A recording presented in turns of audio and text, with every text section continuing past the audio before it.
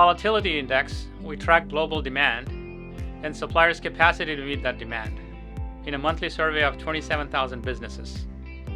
In September, factory purchasing worldwide declined for the fourth consecutive month and is now at its lowest level since July 2023, signaling challenging prospects for economies heading into Q4. Here in North America, factory purchasing activity was in slightly steeper decline in September than the previous 2 months, with demand at its weakest year to date.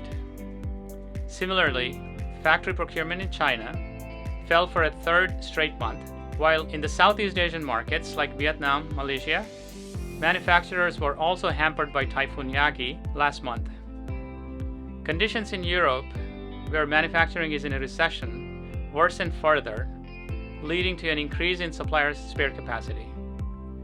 We're seeing a trend, and if manufacturing continues to weaken, it'll become a noticeable drag on major economies. With looming presidential elections in the US, there is uncertainty around the US economic and global trade policies. To head off a slowdown, central banks continue to lower interest rates, and we need to avoid the widening war in the Middle East, which is also impacting the oil prices.